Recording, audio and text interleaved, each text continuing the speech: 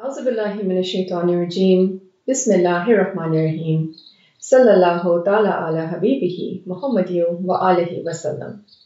Assalamu alaikum and welcome to our segment on Surah Al-Anfal.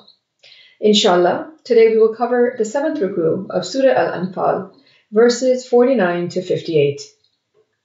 The previous Ruku ended on the note that the goal of a righteous battle is not to be distracted by Shaitan and acquire gains for the self and this world, but to please Allah and His beloved Prophet sallallahu alaihi wasallam, so one can have success not just in this life, but also in the hereafter. May Allah grant us the ability to understand the true meanings of the Quran by the grace of His Prophet Muhammad sallallahu alaihi wasallam. Ameen. With this dua, let's begin the 7th Ruku of Surah Al-Anfal. Bismillahirrahmanirrahim, verse 49. إذ يقول المنافقون والذين في قلوبهم مرض غار هؤلاء دينهم ومن يتوكل على الله فإن الله عزيز حكيم. When the hypocrites and those in whose hearts was disease said, "Their religion has deluded those, but whoever put their trust upon Allah, then indeed Allah is honorable and wise." Tawakkul means to put their trust. People who are hypocrites have a disease in their hearts because their so-called deen, or laws that they follow according to themselves, have deluded them into self-righteousness and not being trustworthy in Allah.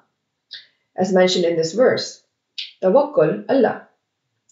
Hypocrites don't honor their words, and they lack the wisdom and acumen. So they have a disease in their hearts that they think whatever code they follow is the correct one. Tawakkul, or trust, is a concept that means to put your trust in Allah, to wholeheartedly rely only on Allah and have conviction that He will be there for me.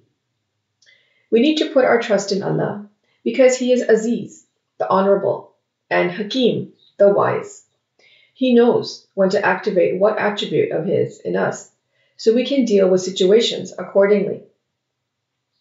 If we are not in the system of Tawakkul Allah, then we are with Shaitan, who, as we read in the last verse of the previous Ruku, will back off from what he says and not be our ally.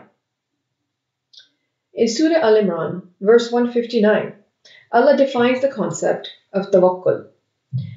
It does not just mean blindly trusting, but also using our intellect. Let's go on to verses 50 and 51. وَلَوْ تَرَى إِذْ يَتَوَفَّى الَّذِينَ كَفَرُوا الْمَلَائِكَةُ يَضْرِبُونَ وُجُوهَهُمْ وَأَدْبَارَهُمْ وَذُوقُوا عَذَابَ الْحَرِيقِ. And if you could but see when the angels take the souls of those who deny, they are striking their faces and their backs. Taste the punishment of the blazing. ذَلِكَ بِمَا قَدَّمَتْ أَيْدِكُمْ وَأَنَّ اللَّهَ لَيْسَ بِظَلَّامٍ لِلْعَبِيدِ. That is for what your hands have put forth, and because Allah is not unjust to His servants. Al-Hariq means the blazing, the one who burns fiercely. Bi-dhallamin means unjust, who does wrong. In this verse, Allah is telling the deniers to just imagine when they have to face death, so they can see the punishment that they will get. This verse is a warning for those who hear it, that when they are recompensed for their deeds, they will remember what they did and become fearful of the blazing punishment. And at that point, they can't change what they have done. In Surah Al-Buruj, verse 10, it also mentions this punishment, where it says, "Indeed, those who have tortured the believing men and believing women, and then have not repented, will have the punishment of hell, and they will have the blazing punishment." According to Allah's law, Allah does not wrong anyone in the slightest. You reap what you sow. Whatever you have done, you will be recompensed for it. This concept of getting what you have earned from what your hands have put forth is repeated throughout the Quran and is also mentioned in Surah Al-Baqarah, verse 281, and Surah Al-Imran, verse 182. Let's go on to verse 52. قَدَابِ آلِ فِرْعَوْنَ وَالَّذِينَ مِنْ قَبْلِهِمْ كَفَرُوا بِآيَاتِ اللَّهِ فَأَخَذَهُ مُلَّهُ بِذُنُوبِهِمْ إِنَّ اللَّهَ قَوِيٌّ شَدِيدُ الْعِقَابِ. Like the way of the people of Pharaoh and of those before them, they denied in the signs of Allah, so Allah seized them for their sins. Indeed, Allah is powerful and severe in penalty. Qadabi means like the way, or as it has always been. This verse is a reminder of the past nations that have done similar, as was the case of Pharaoh, those who followed him and those that were before him. When they denied the signs, they were severely punished. We can see even today those who deny and disobey in the same way as Pharaoh did. Pharaoh was not just a person, but it is a character that we see in our societies today. Those who want to control everything and everyone around them, they will be punished the same way. The way of Allah does not change. And this is mentioned in Surah Al-Azab, verse 62. The established way of Allah, with those who passed on before, and you will not find in the way of Allah any change. Let's go on to verse 53. ذَلِكَ بِأَنَّ اللَّهَ لَمْ يَكُونْهُ غَيْرًا نِعْمَةً أَنْعَمَهَا عَلَى قَوْمٍ حَتَّى يُغَيِّرُوا مَا بِأَنفُسِهِمْ وَأَنَّ اللَّهَ سَمِيعٌ عَلِيمٌ. That is because Allah is not one who changes a favor which He had bestowed upon a people until they change what is within themselves. And indeed, Allah is hearing and knowing. Mughayyiran means one who changes, who replaces a condition one is in with another condition. This verse is simply saying that if you are not willing to change yourself, then you won't change. Allah does not change the state of a person or nation until they change themselves. It starts with the intention and then action. As is the law of Allah, if one obeys it, it is for himself, and if one indulges in evil deeds, then he bears the consequences. The recipe for changing your current state is described in Surah Al-Furqan in verse 70, where it says, "Except for those who repent, believe, and do good deeds, for them Allah will replace their evil deeds with good, and ever is Allah forgiving and merciful." Let's go on to verse 54. قَدَابِ آلِ فِرْعَوْنَ وَالَّذِينَ مِنْ قَبْلِهِمْ كَذَّبُوا بِآيَاتِ رَبِّهِمْ فَأَهْلَكْنَاهُمْ بِذُنُوبِهِمْ وَأَغْرَقْنَا آلَ فِرْعَوْنَ وَكُلٌّ كَانُوا ظَالِمِينَ. Like the way of the people of Pharaoh and of those before them, they rejected the signs of their Lord, so we destroyed them for their sins, and we drowned the people of Pharaoh, and all were wrongdoers. This verse is similar to verse 52 that we just read, with a slight variation. In verse 52, denial in the signs of Allah is mentioned, and in this verse, rejecting the signs of Allah is mentioned. Kufr, or denial, means to conceal something after hearing, seeing, and understanding it, whereas after hearing, understanding, and acknowledging something, not fulfilling the right of it, is called qazab, or reject. When Pharaoh and his people rejected the signs of Allah, they were drowned because of their deeds. Let's go on to verse 55.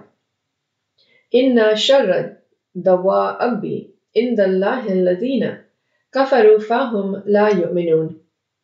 Indeed, the worst of living creatures in the sight of Allah are those who have denied, and they will not believe.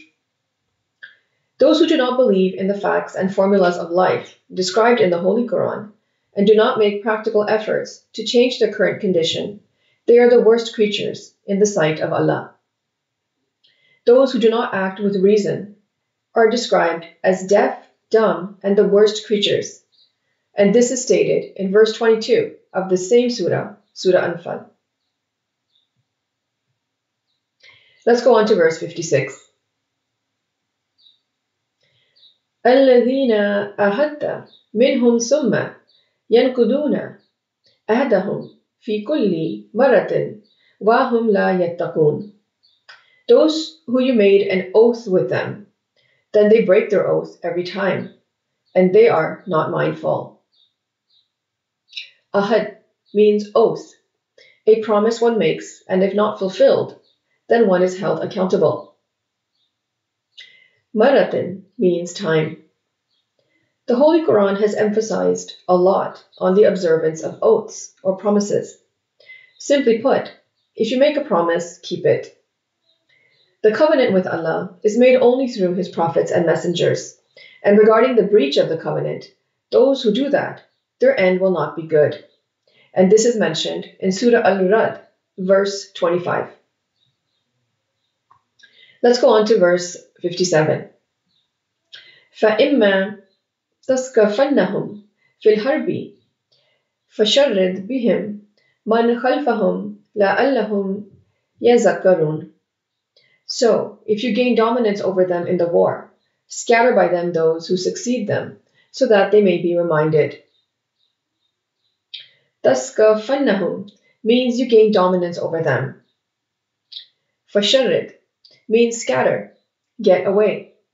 Distribute at various locations or intervals, rather than altogether. This verse is a continuation of the previous one. If you are in the company of such people who break their oaths, and you find you have the upper hand with them, make it a lesson for them, so that the people who succeed them do not repeat. Let's go on to verse 58. وَإِمَّا تَخَافَنَ مِنْ قَوْمٍ خِيَانَةً فَانبِذْ إِلَيْهِمْ عَلَى سَوَاءٍ إِنَّ اللَّهَ لَا يُحِبُّ الْخَائِنِينَ. If you fear from a nation betrayal, throw back to them on equal terms. Indeed, Allah does not like those who do not fulfill their oaths. تَخَافَنَّ means you fear. فَأَنْبِذْ means throw back. For peace and security, it is necessary for both parties to follow the terms of the agreement. If you fear betrayal of an oath from the other party, then it's important to confront them on an equal footing, or else they may not fulfill their oath. Allah loves those who fulfill their promises and those who protect themselves from all kinds of violations of the terms of a contract. And this is stated in Surah Al-Imran, verse 76, where it says, "But yes, whoever fulfills his oath and is mindful, then indeed Allah loves the mindful ones." This concludes our segment on Ruku 7 of Surah Al-Anfal. Let's briefly go over what we discussed. Always put your trust in Allah and don't be a hypocrite. Allah loves those who put their trust in Him. If we are not in the system of Tawakkul Allah, then we are with Shaitan. Take lessons from previous nations and know that the way of Allah does not change. Those who do not want to change their condition, who don't struggle in the cause, then Allah will not change the condition of such people. Any oath is binding on both parties, and both are expected to fulfill the terms of agreement. Allah loves those who fulfill their oaths. May Allah grant us the ability to understand the Holy Quran and its true meanings in light of the life and guidance of Prophet Muhammad sallallahu alaihi wasallam. Ameen. Thank you for joining us for this segment. Until next time. Sadaqallahul Aliyyul Azim. Allah speaks the truth, the exalted, the great. Sallallahu ta'ala ala habibihi Muhammadin wa alihi wa sallam.